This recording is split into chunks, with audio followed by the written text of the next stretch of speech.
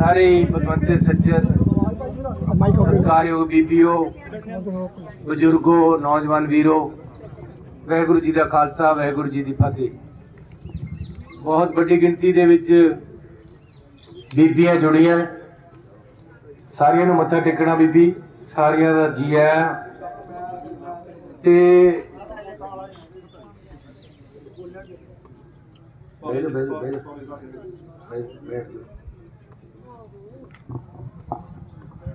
जदों इन्नियां बीबियां इकट्ठियां होके आ जान फिर तो वैसे ही काम फतेह हो जाता। है काम फतेह ही फतेह है,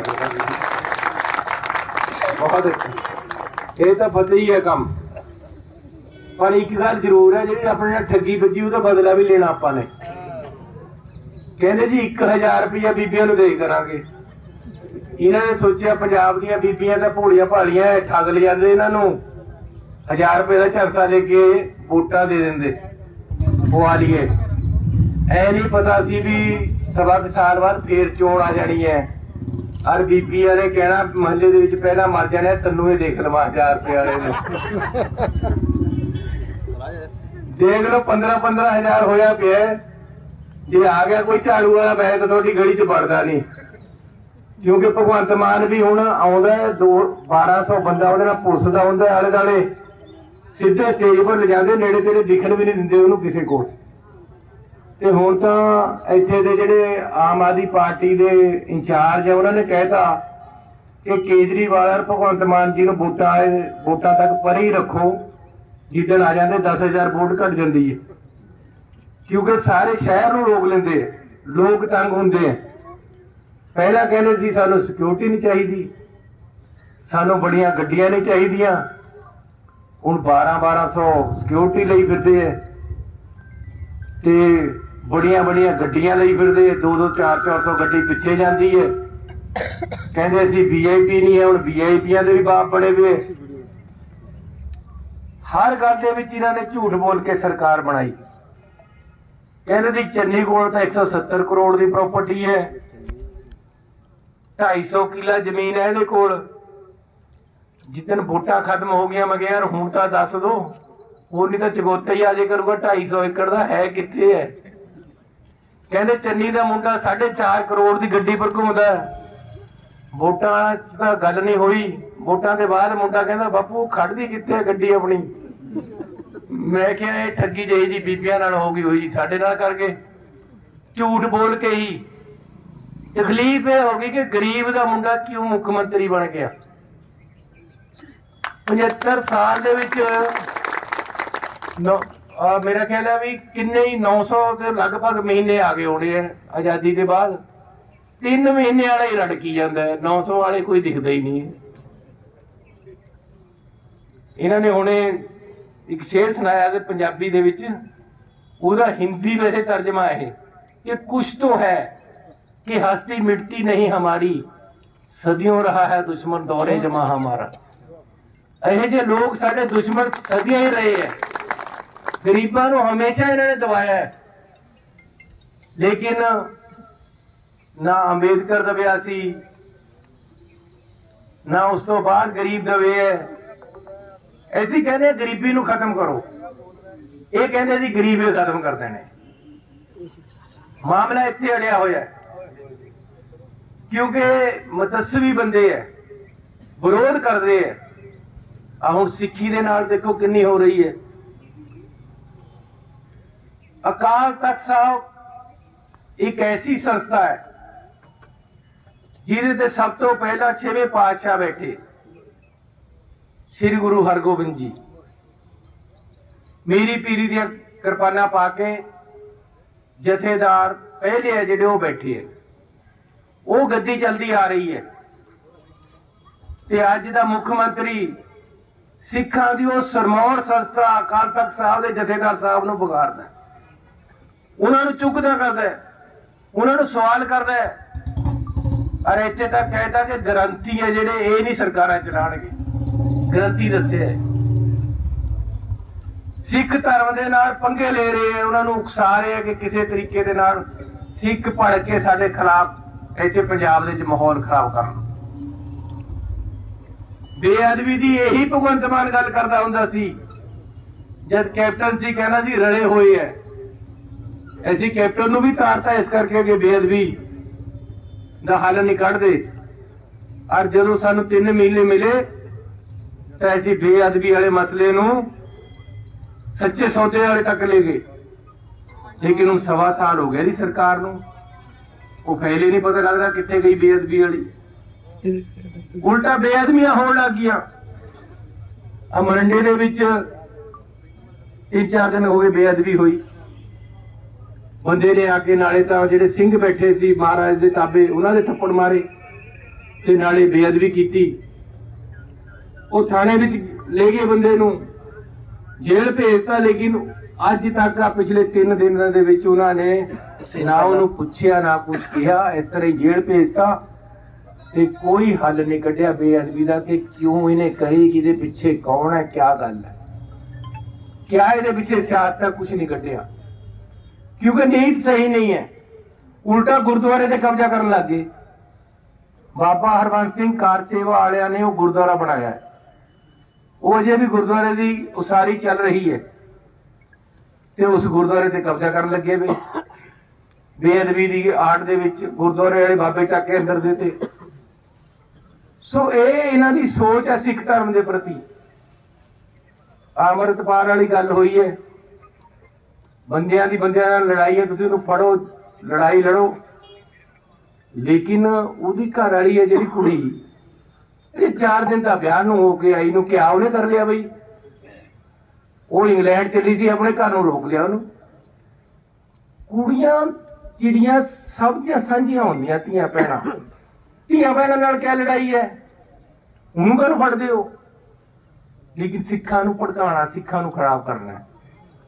क्योंकि साडे वाला जिहड़ा अपना मुख मंत्री है, ये हाथ का कुछ है नहीं, काम तो सारा दिल्ली से चलता है।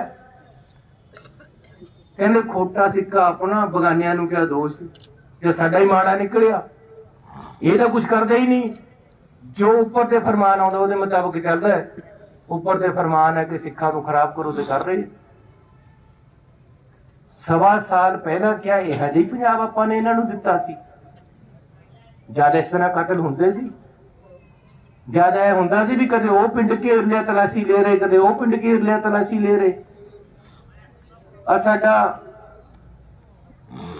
मूसे वाला किन्ना वधिया सिंगर, किन्ना उहदा नाम, मैं उहनूं फुल्लां वांगू संभाल के रखिया होया सी। 11 गनमैन दिते हुए सी। ये आए उहदे गनमैन खोले, अखबारां 'च देता कि उहदी गनमैन कढ ले, अगले मार गए। आ थोड़ा इत्थे ते नंगल अंबियां वाला मुंडा कबड्डी वाला मारता, शिव सेना का लीडर मारता। ये कतल किस तरह होने लगे? ये बदलाव असीं सोचिया सी आएगा?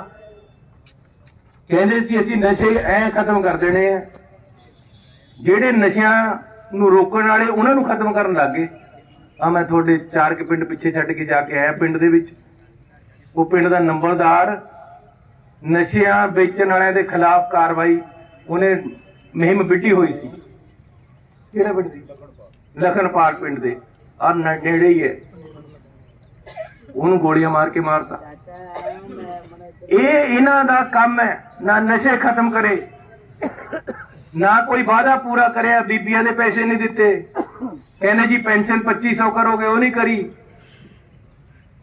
अपने पास 3 महीने मिले, आपने लोगों के बिजली के बकाए भी माफ करते, पानी के बकाए माफ करते, 10 रुपये पेट्रोल सस्ता करता, 5 रुपये डीजल सस्ता करता, बिजली 3 रुपये पर यूनिट सस्ती करी। इन्होंने फिर रेट बढ़ाते। क्या करना चाहते हैं, केड़ा बदलाव है?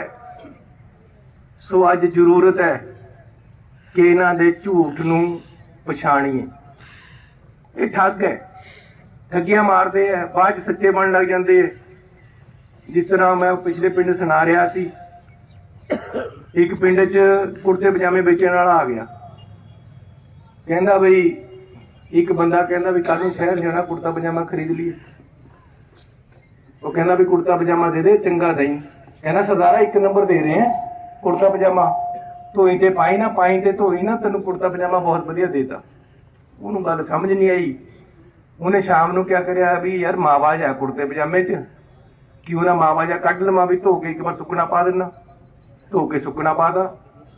ਸਵੇਰੇ ਜਦ ਪਾਉਣ ਲੱਗਿਆ ਪਜਾਮੇ ਦਾ ਕੱਛਾ ਬੜਿਆ ਫਿਰੇ ਤੇ ਕੁੜਤੇ ਦਾ ਪਤੂਹੀ ਬਣੀ ਵੀ। ਉਹਨੇ ਕਿਹਾ ਵੀ ਆ ਮੇਰੇ ਨਾਲ ਕਿਆ ਹੋ ਗਿਆ। 15 ਕੁ ਦਿਨਾਂ ਬਾਅਦ ਫੇਰ ਆ ਗਿਆ। ਜਿਸ ਤਰ੍ਹਾਂ ਇਹਨਾਂ ਨੇ ਹੁਣ ਸਾਲ ਬਾਅਦ ਆਉਣਾ, ਪਹਿਲਾਂ ਤੁਹਾਨੂੰ ਦਿੱਤਾ ਨਹੀਂ ਕੁਛ ਵੀ, ਵੋਟਾਂ ਮੰਗਣ ਫੇਰ ਆਉਣਗੇ। ਹੁਣ 15 ਕੁ ਦਿਨਾਂ ਬਾਅਦ ਉਹ ਫੇਰ ਵੇਚਣ ਆਇਆ। ਉਹਨੇ ਕਿਹਾ ਉਰੇ ਆ ਓਏ, ਤੂੰ ਮੇਰੇ ਨਾਲ ਠੱਗੀ ਕਰ ਗਿਆ। ਉਹ ਤਾਂ ਜਮੇ ਹੀ ਸੁੱਕੜ ਗਿਆ। ਕਹਿੰਦਾ ਸਰਦਾਰਾ ਮੈਂ ਤਾਂ ਪਹਿਲਾਂ ਕਿਹਾ ਸੀ ਵੀ ਧੋਈ ਤੇ ਪਾਈ ਨਾ, ਪਾਈ ਤੇ ਧੋਈ ਨਾ, ਵੀ ਜੇ ਧੋ ਲਿਆ ਤਾਂ ਫਿਰ ਪਾਉਣਾ ਨਹੀਂ ਹੈ, ਕਿਉਂਕਿ ਫਿਰ ਪਾਉਣ ਜੋਗੇ ਰਹਿਣਾ ਨਹੀਂ ਹੈ, ਜੇ ਪਾ ਲਿਆ ਤਾਂ ਧੋਈ ਨਾ। ਸੋ ਇਹ ਆਮ ਆਦਮੀ ਪਾਰਟੀ ਵਾਲੇ ਠੱਗ ਹੈ, ਇਸ ਤਰ੍ਹਾਂ ਠੱਗੀਆਂ ਮਾਰਦੇ ਤੁਹਾਡੇ ਨਾਲ। 2500 ਪੈਨਸ਼ਨ ਕਹਿੰਦੇ ਸੀ ਦਵਾਂਗੇ, ਕਿਹੜੇ ਬਜ਼ੁਰਗ ਨੂੰ ਮਿਲੀ ਹੈ? ਆਈ 2500 ਪੈਨਸ਼ਨ? ਕੋਈ ਨਹੀਂ ਆਈ। ਕਿਸਾਨਾਂ ਨੂੰ ਪੁੱਛ ਲਓ ਤੁਸੀਂ। ਕਹਿੰਦਾ ਜੀ ਮੈਂ ਕਿਸਾਨ ਦਾ ਮੁੰਡਾ ਹੈ, ਮੈਂ ਕਿਸਾਨਾਂ ਦਾ ਬੜਾ ਕਰੂੰਗਾ, ਮੈਨੂੰ ਵੋਟਾਂ ਪਾਓ। ਮੈਂ ਤਾਂ ਦਿੱਤਾ ਪ੍ਰਗਟ ਸਿੰਘ, ਸਾਡੀ ਜਿਹੜੀ ਆਪਣੀ ਤੁਹਾਡੀ ਸਰਕਾਰ ਬਣੀ ਸੀ 17,000 ਰੁਪਇਆ ਮੁਆਵਜ਼ਾ ਕਿਸਾਨਾਂ ਨੂੰ।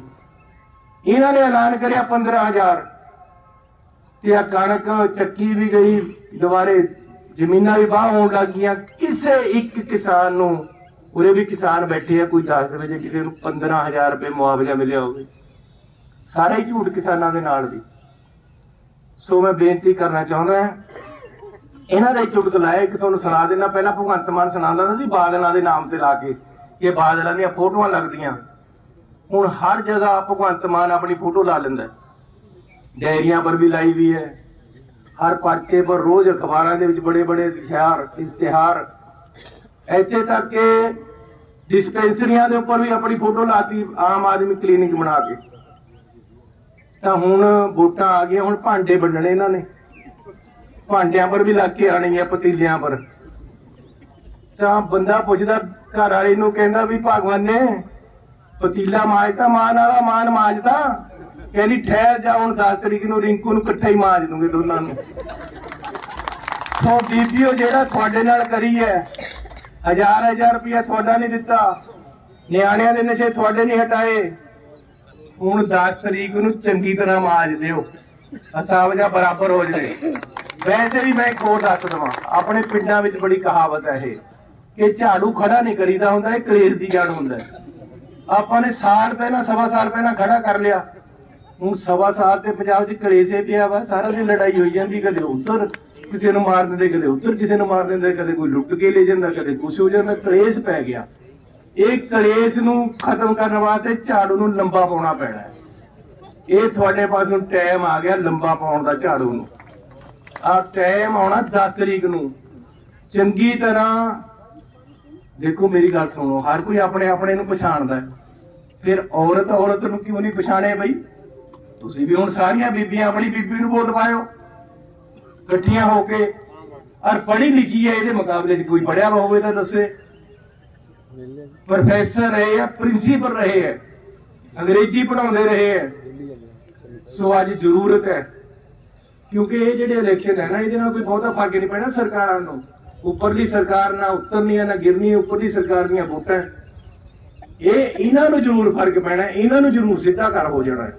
ਜੇ ਤੁਸੀਂ ਗੱਡ ਕੇ ਵੋਟਾਂ ਪਾਤੀਆਂ ਪੰਜੇ ਪਰ, ਤਾਂ ਇਹ ਜ਼ਰੂਰ ਸਿੱਧੇ ਹੋ ਜਾਣੇ। ਇਹਨਾਂ ਨੂੰ ਅਕਲ ਆ ਜਾਣੀ ਹੈ ਕਿ ਅਸੀਂ ਜਿਹੜੇ ਵਾਅਦੇ ਕਰੇ ਸੀ ਉਹ ਪੂਰੇ ਕਰੀਏ। ਇਸ ਕਰਕੇ ਥੋੜੀ ਜਿਹੀ ਉਂਗਲੀ ਟੇਢੀ ਕਰੋ। ਪੰਜਾਂ ਚੋਣ ਨਿਸ਼ਾਨ ਤੇ ਸਾਰੇ ਜਾਣੇ ਮੋਹਰਾਂ ਲਾਓ।